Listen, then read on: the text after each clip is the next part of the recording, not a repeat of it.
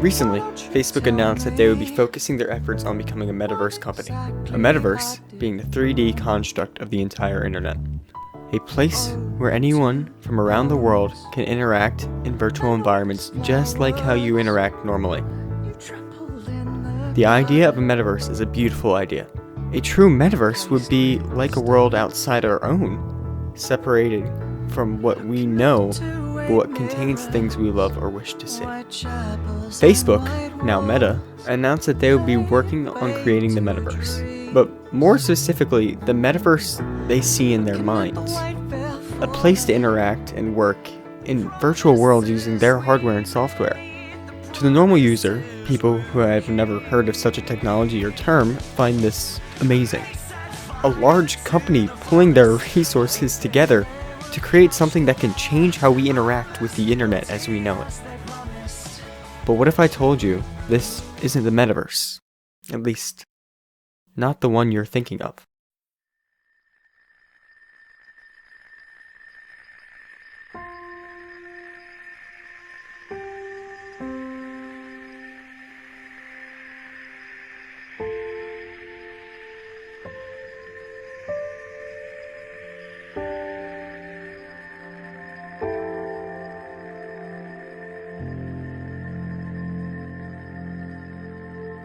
You would probably respond with, "This sounds like the metaverse to me," or "It matches the description."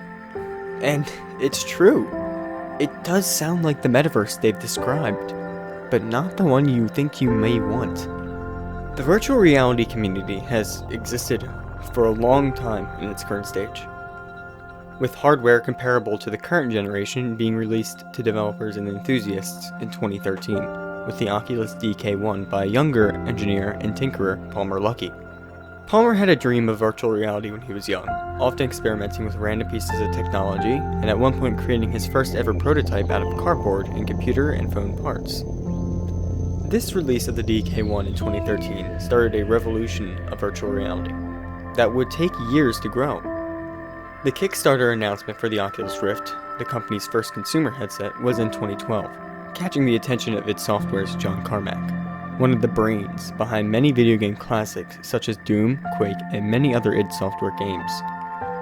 Oculus began to grow, later shipping their DK2 headset and creating competition in the form of the computing company HTC and their Vive headset, which released the same year as the consumer Oculus headset in 2016. At this point, there were two major VR headsets with motion tracking, immersion, and relatively small user base. And they needed experiences in virtual reality to justify the expensive purchase. A lot of early games felt more like tech demos, with games like Richie's Plank Experience and Job Simulator being some of the most popular. But they were single player and had low graphics, and they didn't last long, with Job Simulator only having about an hour of content and Richie's Plank Experience having much less. People needed more to do in virtual reality, and people wanted to experience it with others. So in 2017, a game called VR Chat came out. At the beginning, VR Chat didn't have much of a player base or much of anything, with many of the earliest videos of the chatting game having a very small amount of players and any in the lobbies, if any at all. The movement system was janky, and there were little places to go, as the main selling point of having the ability to upload user-created worlds had little users building these worlds. Yet it showed potential to some, and it contained a handful of players, with the first couple of months of its release having an average of 500 online players at a time. A decent amount, but nothing compared to what they would have only a few years later. This small player base kept alive for nearly 9 months until a large spike in December of 2017, when it became suddenly a lot more popular on Twitch, gaining the servers a nice boost, going from the aforementioned 500 player average to a quick 20,000 player average during the month of December. This, however, only lasted about a month, as the user count then dropped from 20,000 down to 7,000 for over a year afterwards. But despite this drop, the game would be on a rise. There is an inherent beauty to VR Chat's social aspect. It's unsure whether the devs designed it for this or not. The argument could be made that they did due to the game be calling VR Chat. But relationships in VR chat can seemingly grow much larger than just being people to chat with, and becoming actual best friends, gaining love interests, and even marriage, all in a free virtual reality experience. For many years, the community grew. From January 2018 to May of 2019, the game received the boost of 2,000 more average players, hitting 9,000 average by the beginning of May into June. The player base was thriving. I, myself, even joined in this time. There are hundreds of different types of players in VR chat, but I believe it can be narrowed down into two very loose but discernible types. The people who came to VR chat for the experience, and the people who came for the game. A lot of things came from VR chat. Some may even remember the very dumb meme of a little red creature called Uganda Knuckles running around and asking people, "Do you know the way?" I can remember joining at this time myself, as someone who wanted to be there for the game. I joined to spread this silly little meme, donning the Knuckles avatar, running around to people, and asking them the pointless question, and even making the little clicking noise that they all did. But I soon found myself switching from the game side of VR chat to the experience side. I started talking to more people, donning easier to look at avatars, and experiencing this strange concoction of worlds that the community had created. This is when I entered the Metaverse.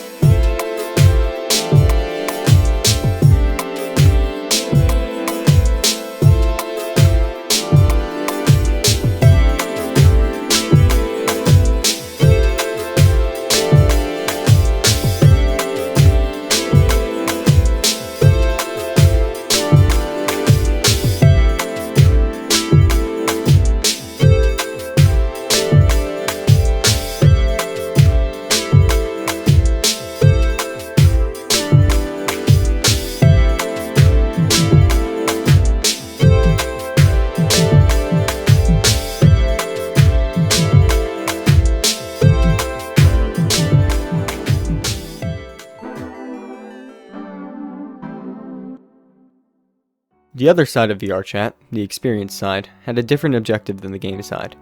It was always more about chatting and talking, meeting people and gaining friends over a virtual world. Sharing about your favorite things and favorite people, walking through worlds that others had created, marveling at the artwork of the world and the effort that went into an avatar that someone else had uploaded and that your friend was walking around wearing like a t-shirt. I've seen a lot in VR chat due to this side of the spectrum. I've met some amazing friends I've kept for years. Been incredible places. I've been on a virtual reality date, however, that relationship didn't last. I've even been to parties, or more recently a live talk show hosted in VR chat, where you can sit in the audience. I've seen real life rocket launches and so much more, all with this headset that weighed a lot on my face and was uncomfortable to wear for more than 5 hours due to its early technological issues. This is a metaverse. The first VR metaverse that has grown for years.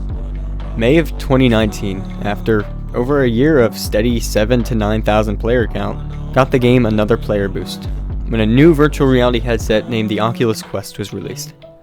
The Quest was revolutionary for the industry. Up until that point, virtual reality required you to spend $600 on a VR headset, and a large sum of $800 to $1,200 on a powerful enough PC to run the experiences at a comfortable frame rate. But the Quest changed all of this.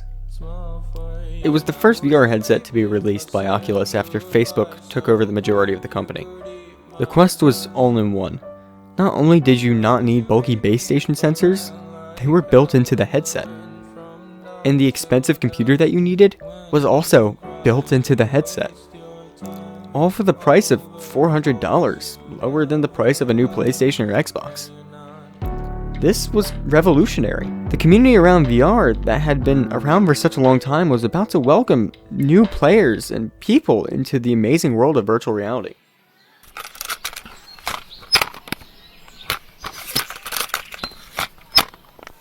VR chat went from 9,000 players to 28,000 seemingly overnight due to it being a free game.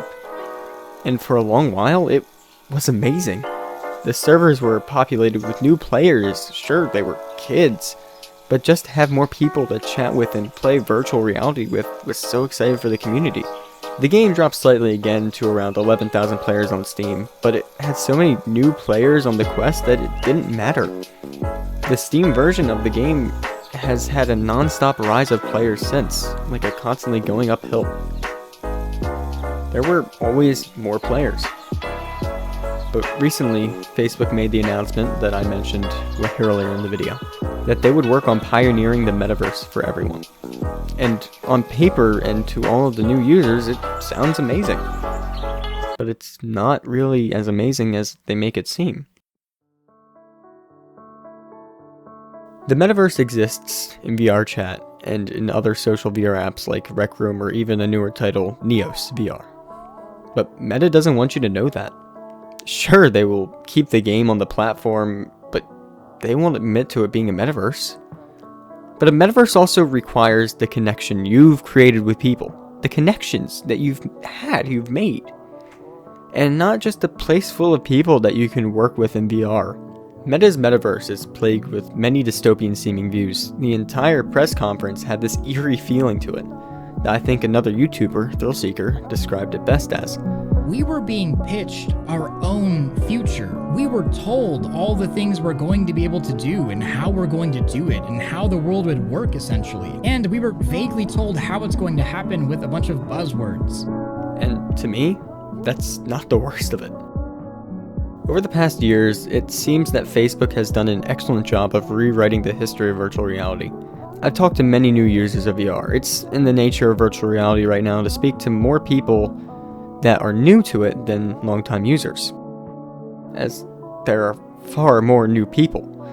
I've spoken to many who didn't even think virtual reality didn't exist before Facebook created the Oculus Quest, and to me, that's frightening.